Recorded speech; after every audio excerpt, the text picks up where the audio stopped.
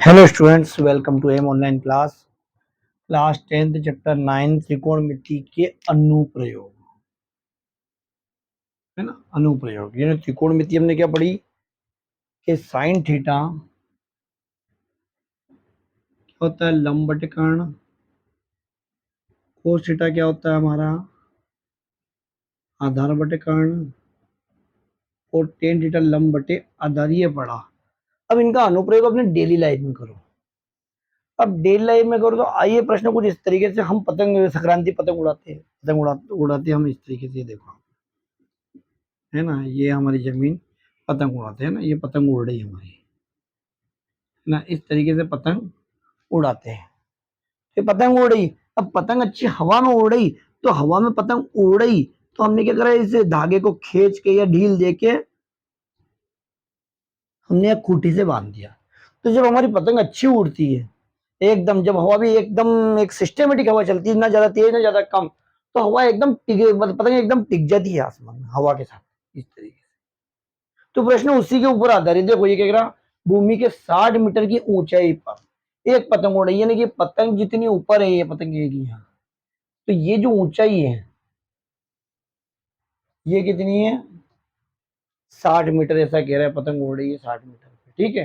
पतंग में लगी डोर को अस्थायी रूप से भूमि के एक बिंदु से बांध दिया जाता है। बांध दिया, देखो, है ना, बांध दिया जाता है। भूमि के साथ डोरी का झुकाव, अब ये भूमि है, भूमि हमारी, डोरी का झुकाव इसको बता रही है कि कितना है, 60 डिग्री का झुकाव हो रहा है, ठीक है। यह मानकर कि डोरी में ढील नहीं, पतंग ऐसा नहीं कि पतंग उड़ रही है और इस तरीके से डोर ढीली है, एकदम सीधी सीधी, है ना। ये अगर सीधी सीधी है तो डोरी की लंबाई, हमें इस डोरी की लंबाई ज्ञात करना है। इसको एक्स नाम दे देते हैं हम। समझ में आया, ये पतंग उड़ा रहे हैं। अब पतंग को हटा दो, मैं पतंग समझ में आ गई।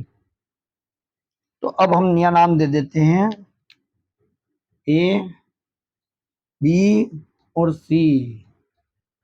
ये क्या काल्पनिक है, ऊंचाई मानी हमने सीधी 60 मीटर, ऐसा प्रश्न ने किए रखा था, और ये व्यक्ति है, और इसको हमने क्या दे दिया, एक्स।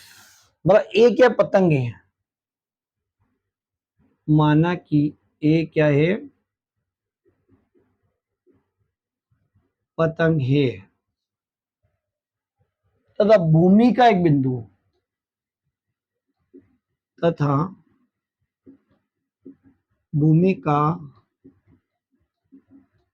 एक बिंदु क्या है, सी है। बी का कोई मतलब ही नहीं, क्योंकि हम देख रहे पतंग यूं उड़ रही है, इस बी से कोई, ये तो बी तो हम ऊंचाई बताने के लिए, हमारा सवाल आसान हो जाए या पाइथागोरस प्रमेय लगा के हम सीधी सीधी लाइन खींच दी है, और ऊंचाई हम मालूम थी वो 60 थी, यानी ये काल्पनिक रेखा हो गई एक तरह की, ठीक है। और झुकाव 60 डिग्री का, तो भूमि का बिंदु क्या हो गया, सी, और ए हो गई हमारी पतंग। जहां जहां हमारा क्या हो जाएगा बेटा, ए सी बराबर, आप देखो कितना हो रहा है, 100 मीटर मान लिया। एच क्यों नहीं माना, एच ज्यादा हाइट के लिए माना जाता है ना। और जो ए बी है वो कितना है, 60 मीटर, ठीक है। ए बी हमारा 60। ये देखो प्रश्नों को हम चॉक आउट कर लिया, जो जो था उसको माना कि, और इस पे ये जो हिंदी में लिखा था इसको गणित और रेखा गणित के रूप में हमने बिखेर दिया, ठीक है। अब हमें फाइंड करना है कि डोरी की लंबाई कितनी है। अब डोरी की लंबाई ज्ञात करने, तो प्यारे बच्चों आप सुनो, ये आपका क्या है, लंब, और ये क्या है, कर्ण, आधार है। अब हमको इन दोनों से मतलब, लंब और कर्ण से, तो लंब और कर्ण से मतलब रखने वाला साइन है। लंब और कर्ण से मतलब कौन है, साइन, मतलब कौन सा लगेगा, साइन थीटा लगेगा। यहाँ लिख देंगे हम समकोण त्रिभुज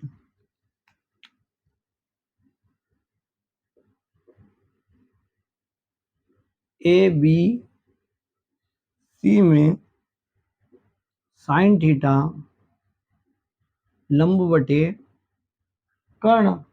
तो साइन कितना है अपने पास, थीटा का मान कितना है, 60।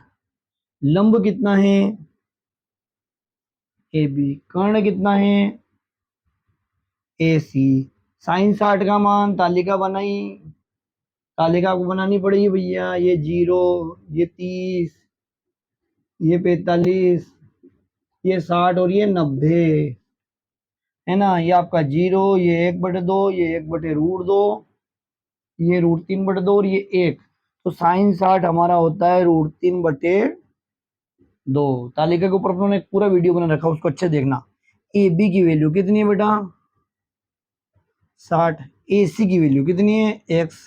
x को इधर लाएंगे, ये इधर जाएगा, तो कितना हो जाएगा? 120। और ये √3 कहाँ जाएंगे? बट्टे में आ जाएंगे। देखो आप ध्यान से, क्या लगाया हमने यहाँ? साइन थीटा लगाया, या नहीं? साइन थीटा लंब बटे कर्ण, लंब की जगह रख दिया हमने 60, कर्ण की जगह रख दिया हमने x। x हमारा उधर चला गया, और ये √3 बटे में चला गया, और 2 इधर हो गया, तो 2 का 60 में गुणा करेंगे तो कितना जाएगा? मतलब कुछ सवालों में ये दोनों सेम देते हैं, एक में 30 मीटर दे रखा था, 30 डिग्री का दिया था।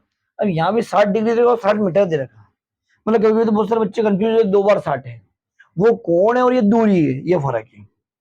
ठीक है क्या? अब क्या, बटे में √3 रख दो तो हम क्या करेंगे? परिमेकरण करेंगे। तो √3 का क्या करेंगे हम? ऊपर नीचे गुणा कर देंगे। यहाँ क्या लिखेंगे? हर का परिमेकरण करने पर। तो अब क्या बचेगा हमारे पास? हर का परिमेकरण करेंगे तो देखो आप ध्यान से यहाँ पे, तो ये x बराबर कितना? 120 √3 गुणा होगा तो कितना जाएगा? 3। 3 से काटेंगे तो ये कितना? 3 चौक 12, यानी x बराबर 40√3 मीटर। ये आंसर। या आप चाहो कि √3 का मान रख दो, √3 का मान होता है 1.73, तो उसको रख के देख लेते अपन। पहली बात तो ये आंसर आ गया है, ये बहुत बढ़िया आंसर आ गए। फिर भी आपका मन नहीं करे कभी उत्तरमाला में कुछ और उत्तर दे रखे हो दशमलव में, तो 40 √3 का मान है 1.732, ये √3 का मान होता है। कभी कभी प्रश्न के साथ में देते, नहीं देता आप तो यही उत्तर दे देना। दे दे तो क्या करोगे? देखो मैं बता रहा हूँ। तो आप मान रख दिया, अब सिर्फ आपको 40 का 4 का गुणा करना। तो देखो 4 दूनी 8, और 4 तिया 12 की 2 हासिल लगा 1, 4 तो 28 ने 29, और 4 ने 2 6। ठीक, ये किसका गुणा करा हमने? 4 का। बाकी हमारे पास 40 है तो एक 0 लगा दी। अभी दशमलव का हिसाब किताब देंगे तो दशमलव कितना अंक? 1 2 3, तो 1 2 3, ये दशमलव यहाँ आ जाएगी। तो ये x बराबर 69.28 मीटर, ये एकदम एग्जैक्ट आंसर है। तो अतः डोरी की लंबाई 69.28 मीटर है। और सुबह एक बात है, कर्ण हमेशा लंब से बड़ा ही होगा। आंसर हमारा सही दिशा की तरफ जा ही रहा है। तो उम्मीद है आपको ये वीडियो पसंद आएगा। वीडियो पसंद आए तो लाइक शेयर एंड सब्सक्राइब कीजिए ज्यादा से ज्यादा। ठीक है बेटा, और हमारी कोशिश है इससे आपका कुछ ना कुछ प्लस हो, आप पढ़ाई में तरक्की करो। मेन मोटिव हमारा यही है, टाइम निकाल के इसलिए आपके लिए वीडियो बनाए जाते हैं। Thank you. ओके।